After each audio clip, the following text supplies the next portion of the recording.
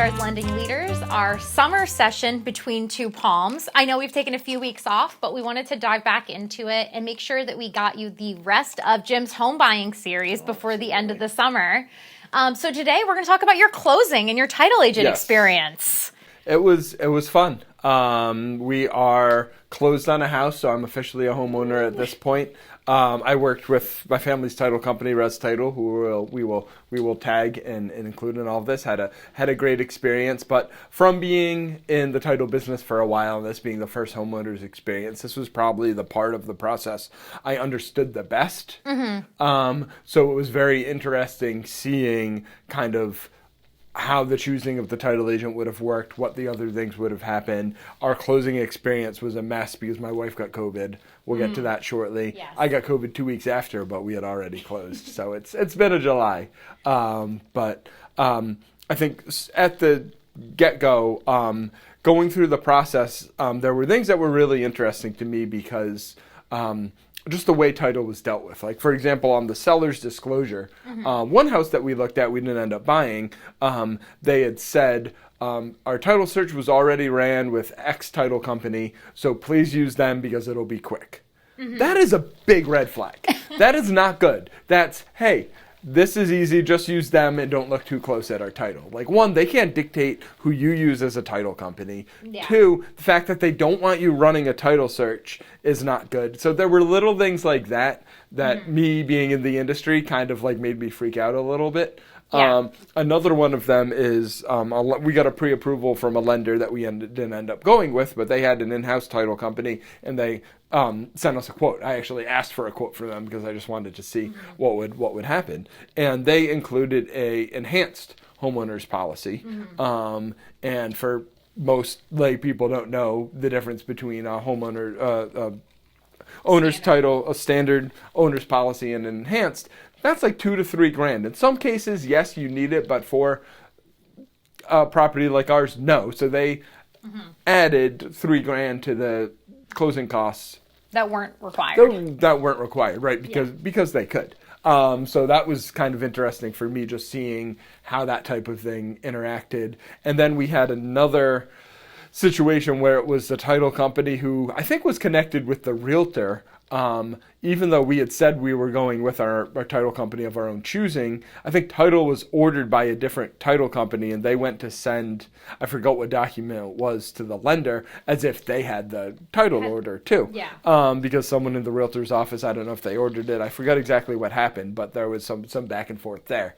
So that was really interesting on that regard. Another thing early on that we did because of the relationship, but this is something if any consumer's talking to a title company, I would advise them doing, is you can run a preliminary title search.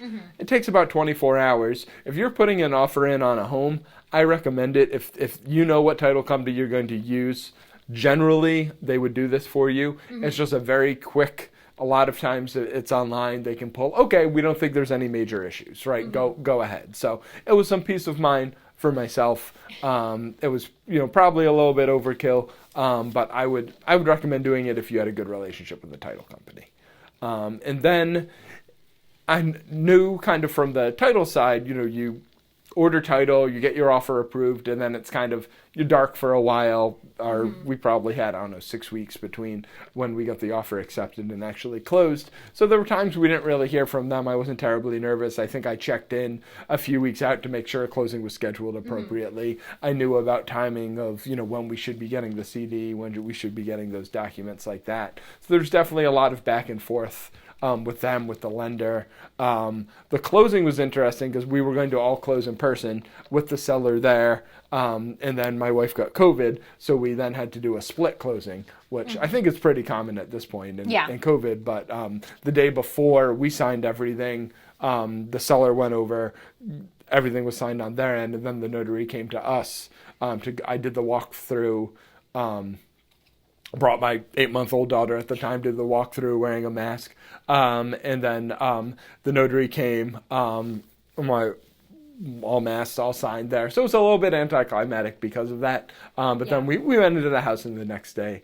And then it was interesting, too, because we had there was a little bit of a hang up where we needed a certificate of occupancy from the town, and they weren't going to give that to us until the sidewalk got fixed. And it's this very like local, like Pennsylvania village type thing of like the town wanting all the sidewalks fixed before they went down. But like knowing folks who are in the local market who understood that made it a little bit easier to do that. So it was good. And I feel like, I mean, I'm biased to title agents, but I generally felt anyone throughout the process, the title agent was the one that was most on our side. Yeah. In my opinion. And also being super paranoid, though I knew the title company and everything, I still called them to confirm the wiring instructions. It was definitely a little nerve-wracking getting all of everything wired over there. So. Especially since it's something that's so prevalent right now is wire fraud and coming up.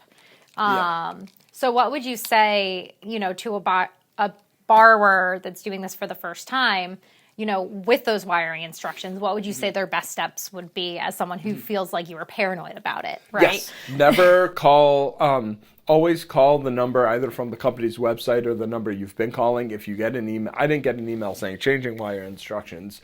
The person I dealt with, Lori Martinelli, Rez, we'll tag her. She was great.